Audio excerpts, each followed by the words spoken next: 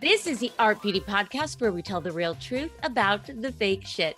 Hi, everyone. I'm Amber, and today my fabulous co-host is Amitay Eshel. He is the founder and CEO of Young Goose, which is the first biohacking skincare company. I'm so excited and honored to have you on the show today because we're really going to kind of get into the science of biohacking, what it is, what it's all about. So thank you so much for being with us today, Amitay. The pleasure is mine. I'm very excited to do this with you.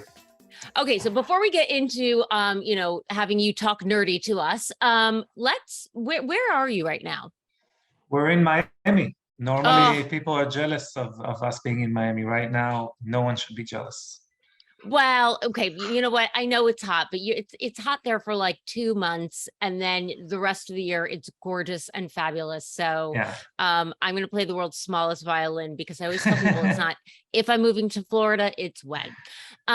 So you're in Miami, but why don't you tell us? I know that you are an entrepreneur in the biohacking and beauty fields, and this concept of biohacking, I feel like is relatively new, but might be to some of our listeners something that they're like, what does that even mean? So can you tell us a little bit about what biohacking is? Yeah, biohacking can also be described as health optimization, but through technology, basically. So to differentiate, maybe like eating the right amount and the right foods would not be really considered biohacking, whereas like red light therapy or even like vampire facial technically is like biohacking, right? So biohacking is improving or affecting our biology through changing our environment, either around us or the environment within our body, and then we can control the biology in the way that we would like it to go. And most of it is geared towards healthier living and longevity. Right.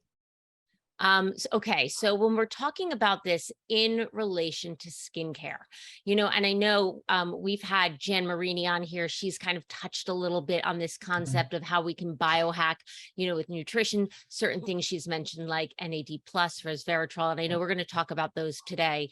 But when it comes to skincare, what is it that we're trying to do when we are sort of biohacking? Well, that's a great question. And actually, I think there are two sides of the coin there. The first is obviously a lot of the people who are interested in that space, in health optimization in general, really are interested at the end of the road in looking better and having their best self kind of presented. Right. Or maybe trying to match their inner youthfulness, the way that they feel inside, try to have that person look at them when they look in the mirror. So that's one side of that coin, which is interesting to people. But another one is what we're learning from science of the last 20 years, and especially in the last 10 years, is that the skin actually is a driver of overall aging. So, there are studies that really demonstrate beautifully the fact that we can kind of gauge someone's biological age, which when I say biological age is different from the age that's reflected from our driver license, right? Right. Our chronological age. Right. Exactly. That's the age that we really are kind of biologically. So the skin really kind of tells the story of that age. We can defer what is the we can infer what's the biological age from looking at the person, but really there is a flip side to that. The skin and the way that it ages affects our entire organism's biological age in a way that, and I'm sure we're going to get more into that, but it is a real driver. And if we can affect our skin's age, we are effectively changing our biological age as a whole. So at the end of the day, it sounds like really all of this is about kind of cellular optimization, correct? Getting our cells to function at their very best. Yes. Even though when we're talking about cellular optimization, I think people can get confused because normally if you think of what we want to achieve. We want to look good right now. We want to look our best right now, but it could be a sacrifice in the way that we look in 5, 10, 20 years. Obviously, we can go to the extreme. We can say we don't want to get all the surgeries that we can right now because we're actually sacrificing the our ability to get surgery later. We can talk about, for example, going from very easy to explain to a little bit more difficult to explain. But if we had copious amounts of radio frequency, let's say to cut some volume off our tummy, it's going to be more difficult to get plastic surgery there in the future because we're creating scar tissue. So that's kind of an interesting way to look at it. But there is also a cellular component to the same thing that I'm talking about. So Okay. if you look at classical medical skincare in the last 20 years, you'll see a lot of stimulation for repair through peeling and things like that, right? Unfortunately, what we see with people who have been doing it for 20 years is that they have been sacrificing reservoirs that their skin is going to need to maintain itself and to repair itself as time goes on. So their skin is more, fragile. It is more easily damaged. Right now, it's thinner. It is less elastic as a whole. Okay, and that is a dance we have to kind of dance. How much vitality do we want to keep for later, and how much do we want to look good today? And actually, that's the way our body works as a whole. And an example I really like giving is a lion. Okay. Think of a lion. The lion's job in its entire existence is to have as many offspring and to pass its genes onwards, right? So if it's not the leader of the pack at the moment, what does it genetically need to do? It needs to kind of hibernate and keep its reservoirs of vitality, for that matter, its strength for when he can challenge for seniority. Okay. If he's senior, then some of those genes really flip and maintain him at the peak of its activity. But going back to if he's not the leader of the pack, if there's someone stronger, you don't want to waste all of that energy and not be the strongest. You kind of need to bide your time. Okay. And our cells really work in the same way because these mechanisms kind of developed in us as well. If we are looking at cellular optimization and we are trying to have our cells cranked up in full throttle, we're sacrificing the future. So I mean, my mind is just blown right now because, in the 2+ years that I've been doing this podcast and the 20 years that I've been in this industry, we hear a lot about, collagen production through this repair response, even retinols, by creating sort of this, quote unquote, damage, you're forcing your body into a repair mode, which is going to help build collagen and give you more structure and, a more youthful appearance. But you're actually saying that can be harmful? Well, yes. And I'm not only saying that it's harmful, I'm saying that we are glazing over a word that should be really used anytime we're talking about repair, or anytime we're talking about basically any stimulation in our body, which is stress.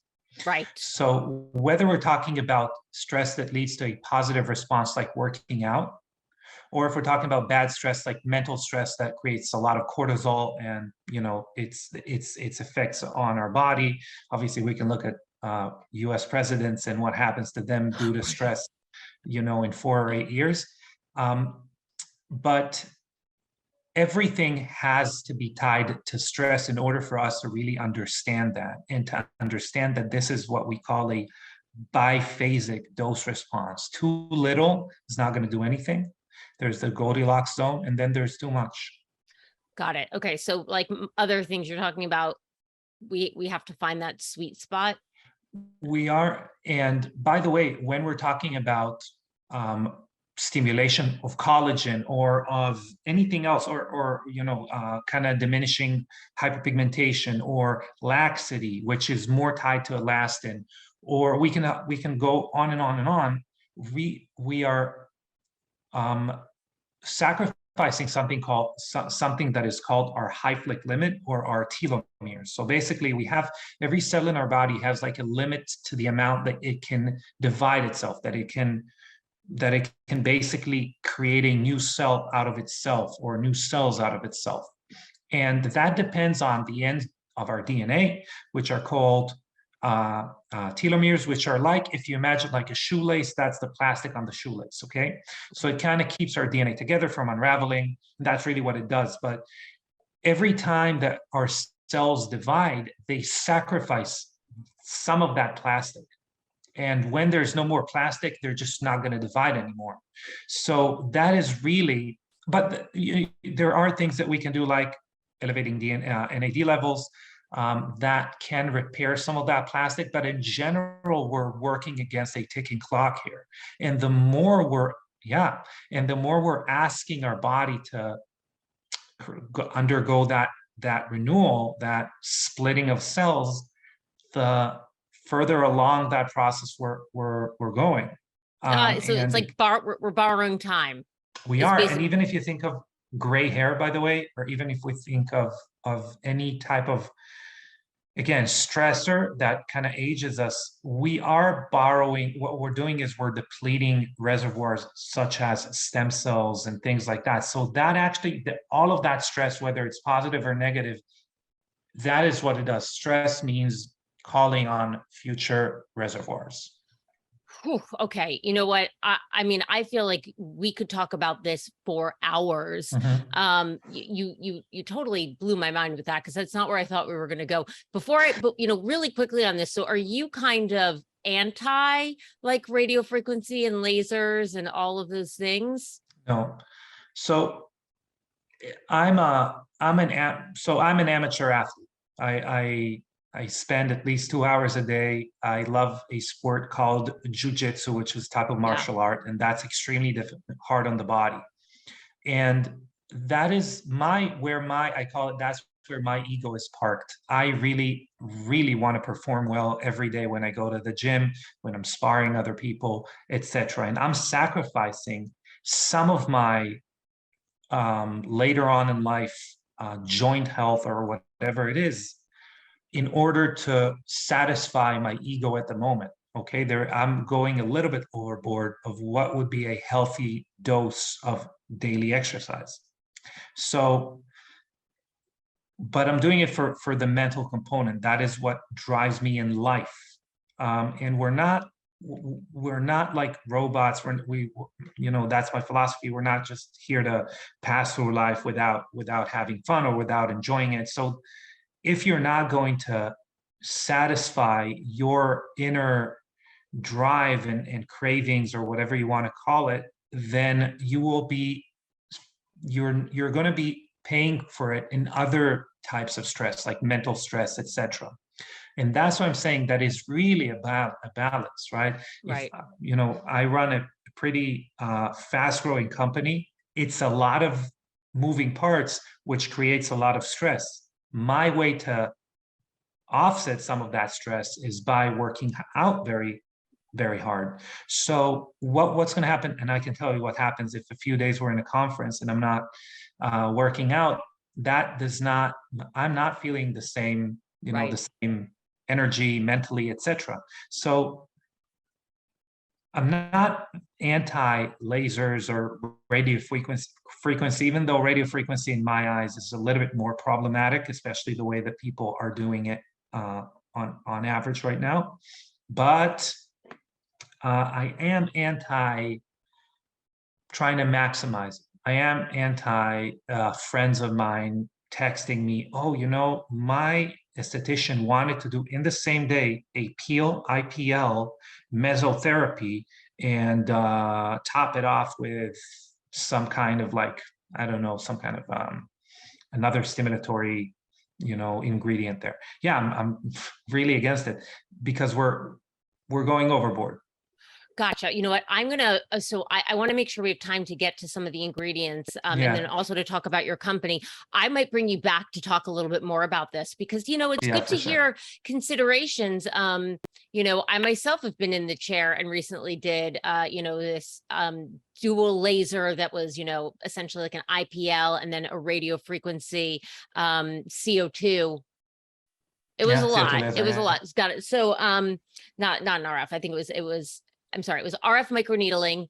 It was RF microneedling and then a CO2 laser. So I might want to bring you back to talk about some of the things that we should be considering when we're doing that in terms of longevity. And I've certainly heard before, things like threads, right? Everybody's really into these threads now, but I talked to a doctor and one of the things he said was, well, if you ever think you might want a facelift later on, it can be problematic because it's creating scar tissue.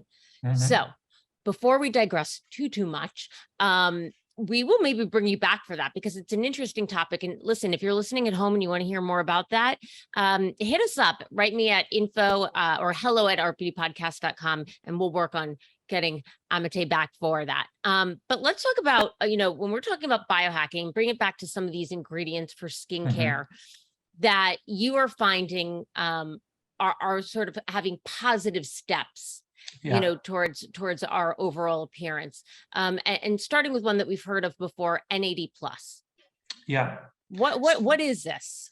Okay, so before we're getting to what NAD plus is, I really want to make sure I make the listener understand that we're going to be looking at how the skin not only performs as an organ and as its own organ. Obviously, the minute I'm saying the word organ, I think, to me at least, I'm getting an association with like full body response, right? It's contributing to the way our full body functions, and that is one of the reasons that we want to get into those ingredients and think of using them is because we're affecting how we're aging as a whole. And the reason is because NAD, basically, the person who discovered it and how it functions won the Nobel Prize. It's called the molecule of life. If I take it out of your body, you're going to be dead in 30 seconds. And it really is, you can think of it as repair fuel or cellular fuel. That's what our cells really use for fuel. That's what our mitochondria, which is kind of the engine of our cells, uses fuel. In every enzyme that is responsible for repair or different reactions in the body is using. So the body really recycles most of its NAD, most of that fuel it can recycle. But as we know, the body is not perfect. The body doesn't do things perfectly over time. And with the time, NAD declines. And with that, it's not like the car's engine, whether we're having full tank or the fuel light comes on, the car is going to run the same. Our body isn't really functioning that way. So the lower NAD levels we're having, the more things go wrong. Okay. And I would like people who are listening and you to consider aging as the accumulation of unrepaired damage. Okay, so basically we have damage, the body repairs it. We have damage, the body repairs it. Once the damage stays and accumulates, that's really how we can look at aging from a deconstructed level. And NAD is the culprit for that accumulation. So every time the cell, the enzyme, whatever that is, the function doesn't have enough fuel to repair, then that damage accumulates. So it really starts to decline dramatically around age 30, late 20s, 30. And by the time we're 60, the body has about half the amount that it needs. And we're really looking at really any type of aging that you can think of would trace back to that lack of NAD. So is NAD, is this something that is only found naturally occurring in the body? Is it something that we can source? Like when we talk about retin A, retinols, retinoids, that's a vitamin A derivative. Resveratrol we know comes sort of from the grape, I believe, right? So is NAD, and is it NAD or NAD plus? Is there NAD a difference? plus, NAD plus. So NAD is the molecule, and then the Oh, charge that it holds is the plus or got it. minus. Okay. Yeah. So we just call it NAD, Mm-hmm. in conversation. Good. This is what we're trying to learn here. So is that something that is found elsewhere? Is it something that we can get, sort of from external sources? Yeah, that's a good question. So NAD as a molecule, the question is the best question to ask, but it's also irrelevant, and I'll explain why. Okay. Because NAD only our body really knows what to do with it inside our cell. Okay. Okay. So if we think of fuel again, fuel doesn't exist in nature the way that our car needs it, right? It Right. exists as crude oil or whatever. And then there's a process that needs to happen for our cars to be able to use it, or the engine in the car. So the same thing as far as like exogenous NAD building blocks and the NAD that is existing within our cell. So if we gave our body NAD, our body is actually going to break it down to those building blocks, get it in the cell, and then use it. So actually, we don't want to give it NAD because it actually elongates a process that can be simpler by giving it the building blocks. So vitamin B3, niacin, is a building block for NAD. By the way, I'm going to switch from using building block to using the word precursor, just to be Okay. more accurate. But that's what it means. So a precursor to NAD would be niacin. The one that makes you flush, by the way, the one that doesn't make you flush, there's a little caveat there. We don't really want to use it. Tryptophan is another one. Okay. So eating turkey. Okay. But the best sources or the best precursors are ones that are very rare in nature, are ones that our body kind of produces out of different molecules, and they're called NR and NMN. If anyone knows of a book called Lifespan by Dr. David Sinclair from Harvard, which is a New York Times bestseller, it's kind of the holy grail for anti-aging as far as the book. It really is about NAD precursors such as NMN. Now, these molecules, the body knows what to do with them. It knows how to get them into the cell. It's a very easy, quick process. It actually has specific highways for them within our body, within our cells, within every system, in order to get them like really fast into the cell, boom, create NAD.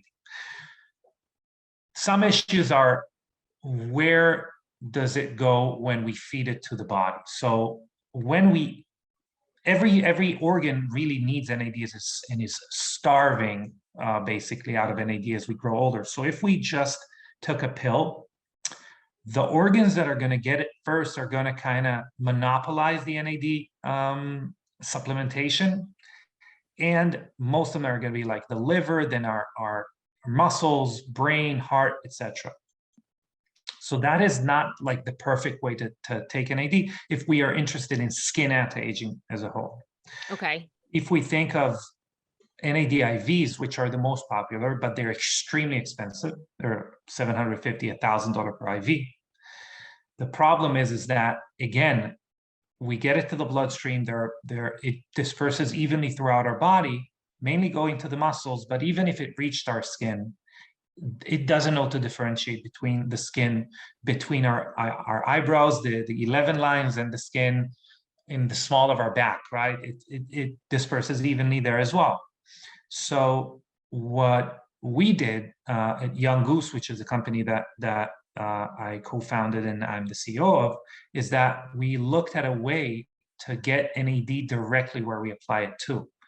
And again, that's nice to have, but then we have to have the body use that NAD. So we were talking about resveratrol before. We used another patented version of resveratrol that's making it very bioavailable, etc., to have our body use NAD. So if we think of NAD as repair fuel, especially like cellular repair fuel, resveratrol is like the gas pedal for those repair processes. And unfortunately, kind of switching to resveratrol, most people don't know that resveratrol is toxic for the skin. Oh. Remember we spoke about stress, by the way? Yeah. So resveratrol is a stressor. And in the skin doesn't have the enzyme to break it down like our gut does. So it's actually toxic. And if we look at products that have resveratrol within them, most of the time it's going to be very low down the ingredient list, which means there is very low amount of it. It's just to write it on the label.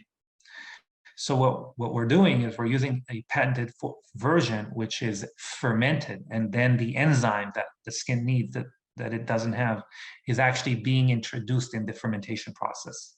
So why was everybody go gaga over resveratrol if it's something that's actually toxic to the skin? Well, that's, I think, a whole different podcast, which is the way that decisions in formulations are being made. So if we look at companies right now that are using resveratrol, or companies that are using different type of clickbaity molecules, such as turmeric. So there is a huge company, probably the biggest company in our industry, that just made like a turmeric line.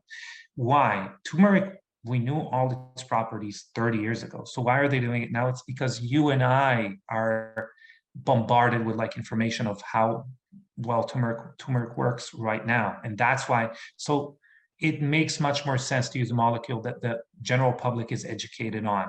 Okay, gotcha. Marketing at its finest. I mean, but that's how the world works. Like, we are dealing with a molecule like NAD, and look, I need to, go on a 15-minute spiel to explain really why our skin needs it specifically. And we didn't even get to the main reason that we want to have it in the skin specifically, which I'm going to get to in a second. But okay.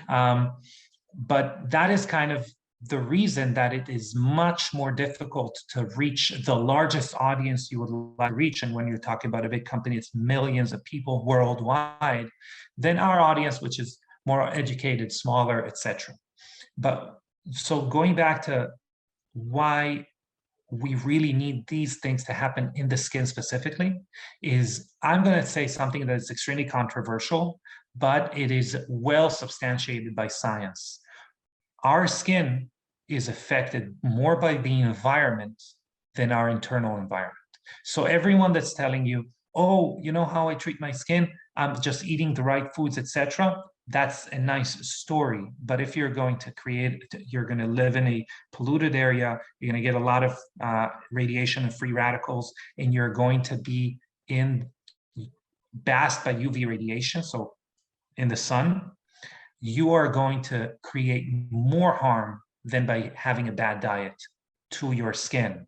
Right. Okay. So our skin is externally aging more than internally aging. Okay. And what happens when we're exposed to this environment is we're actually incurring DNA damage. So that DNA damage is requiring a lot of NAD to repair. And that is why we have to have NAD supplied to the skin continuously.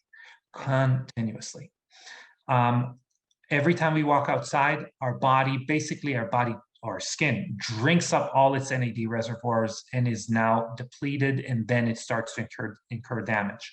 And, there are health gurus out there that you look at their YouTube videos. I'm talking about like people who are interested in like cold exposure and saunas and this and that, intermittent fasting. And you see in the comments, like everyone commenting, all the bad comments.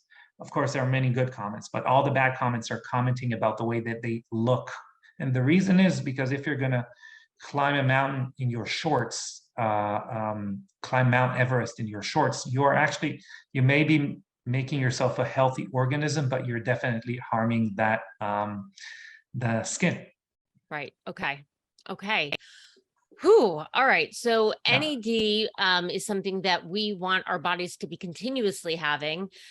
So let's talk about a little bit about Young Goose and what it is that you have done, to ensure that the body is continuously getting that reservoir of NAD. Yeah, so what we're doing is, remember I said that we have specific precursors or building blocks that have an easier time getting into the cells. But there is a problem with that I did mention. The reason that some of them are patented, even though our body produces them. So you can't really patent something that the body produces. And we see it all across the industry, that there is a problem with trying to patent things that are a little bit a gray area if you can patent them or not. But as far as NAD precursors are concerned, what we're patenting really is the stabilization ability of that molecule. Okay, so what process we're going through to make it stable and bioavailable, so the skin can kind of absorb it. And what we're doing is actually we're making it nano-sized, and we're making it liposomal. Liposomal means that there is a kind of a that wraps each molecule, and you can think of it as slow release. Okay, so we're making it small enough for the pore to be able to absorb it, and we're making it so it is stable until it reaches where it needs to reach in the skin. Kind of that gift wrap is being unpacked. Okay, and that's a big but. Most of the repair, now we have the fuel, most of the repair would have to happen from, low levels of stress to the skin. So imagine if I broke my hand and my bone healed in the wrong way. I can give my body as much NAD as it can handle, but it's not going to go back and repair that bone if it already healed the wrong way. So we need to re-break that bone.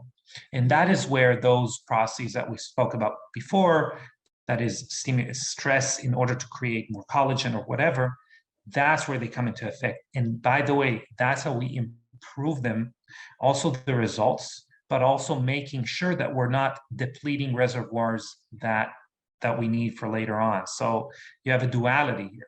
We want to create some of that damage in order to create repair, but we want to fuel that repair process as best we can. So after we came out with a NAD precursor product that is called C.A.R.E, we sat down at the lab and said, okay, we're seeing that higher levels of fuel, we see that DNA repair, but now how do we make the body repair the wrinkles that are already formed?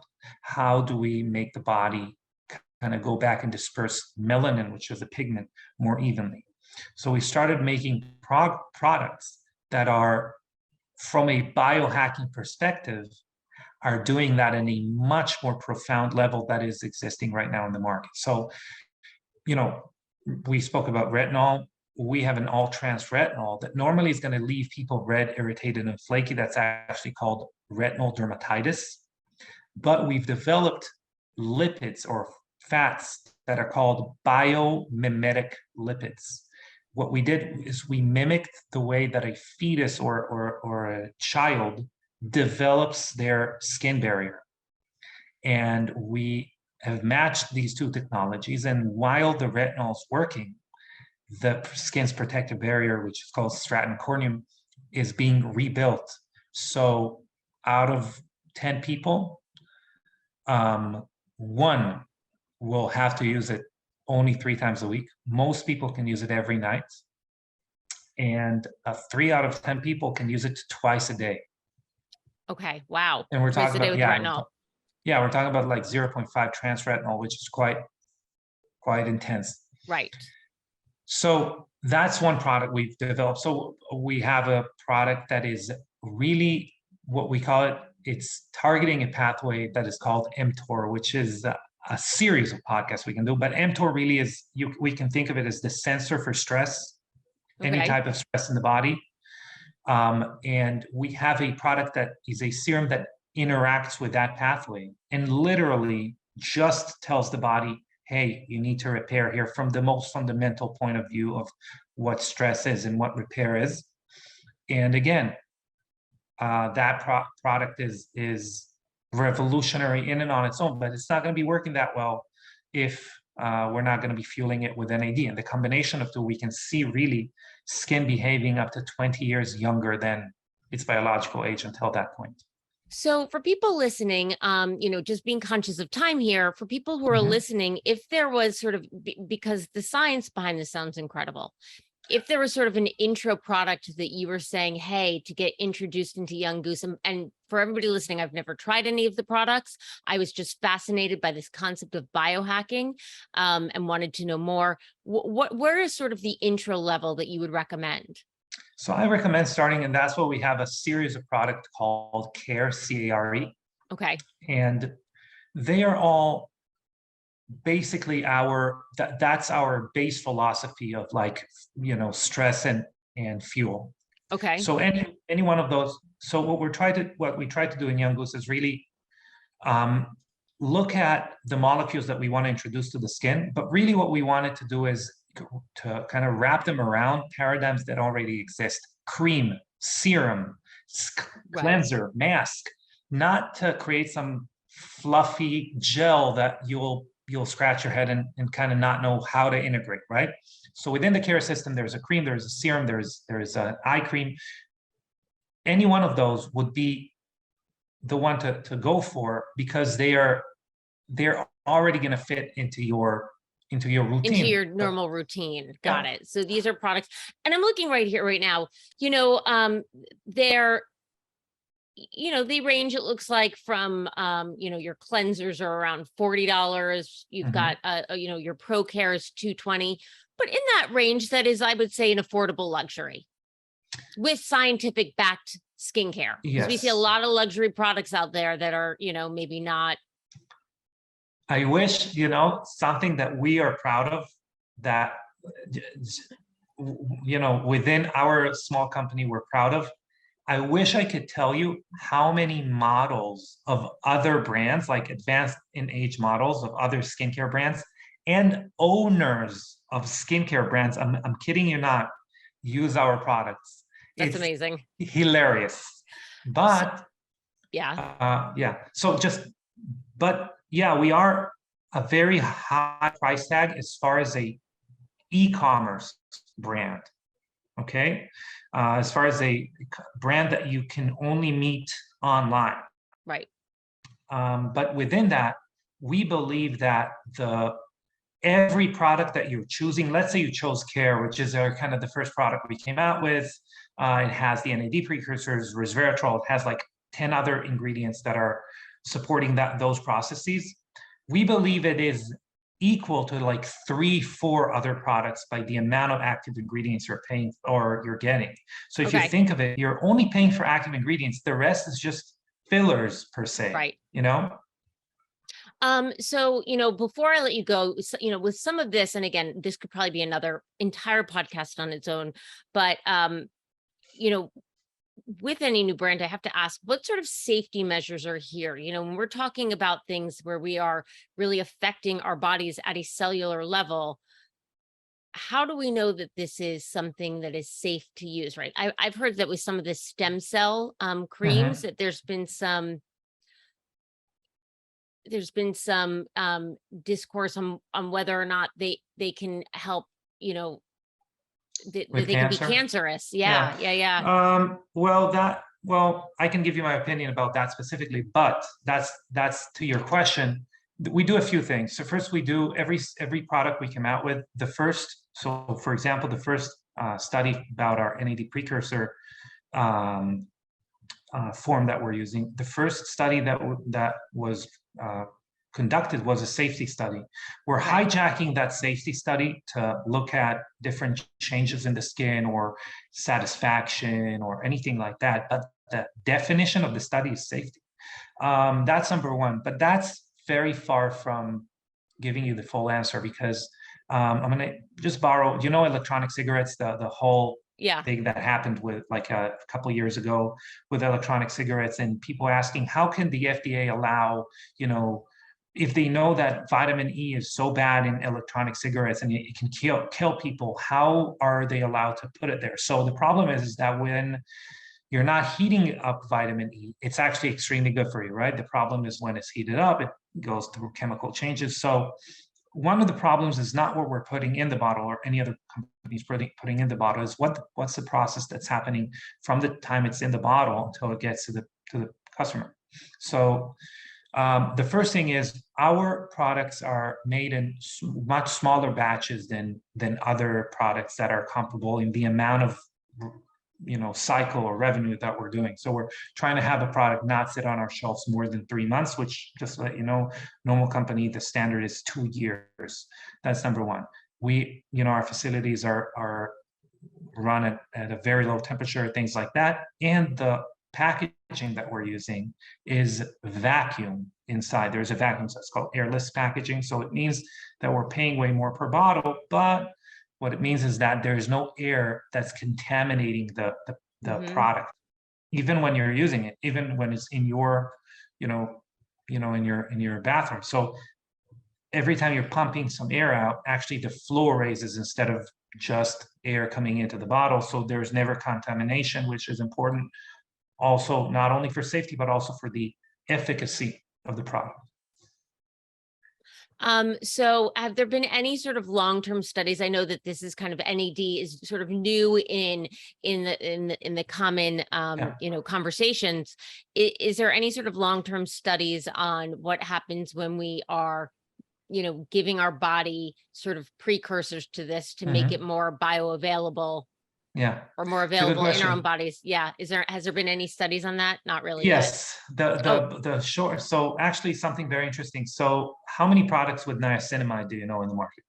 Ton, right? So the reason niacinamide is effective is because it turns into NAD in the end.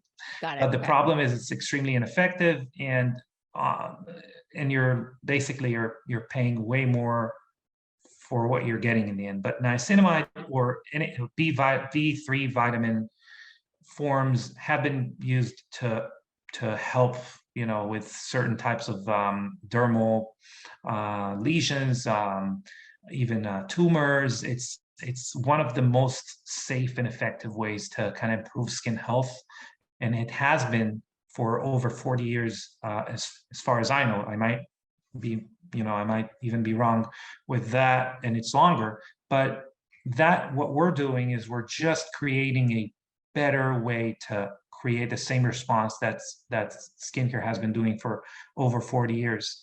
But to justify what you're saying is, normally what's good for us, what's normally good for our cell as a cell, is actually pretty good for cancer. Cancer, what it does, it kind of hijacks healthy mechanisms and morphs them into something that helps itself. So if normally it's very beneficial to bring more blood to the skin, whether it's through red light therapy, suction, whatever that may be, one of the main mechanisms that tumors grow in is hijacking that angiogenesis, that process of getting more blood to a tissue. Okay. So to say we should separate the two subjects. We should be healthy. We should make sure that we don't have any tumors. And then, obviously use the best products that improve our skin's health and our health as a whole. I mean, it is clear that you know so much about this, and I would absolutely love to have you back on to dive into this even further. I should have asked you at this top, but what is your background? How did you get into this field? So my background is both zero and everything. So my life partner is a biologist, and that's my partner in the company, and that she's the one who kind of manages the science behind the scenes. But I've been an entrepreneur within the health and biohacking space for over 15 years now, and I have been an executive in healthcare systems for a while beforehand, because I have a military background. I was in the Israeli Special Operations. I've built teams within that field. So when I got recruited out of the military, it was for my team building ability. But right.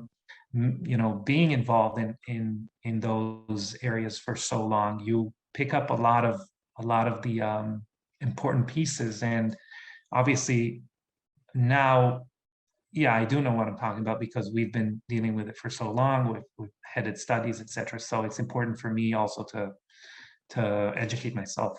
Wonderful, wonderful, wonderful. So yeah.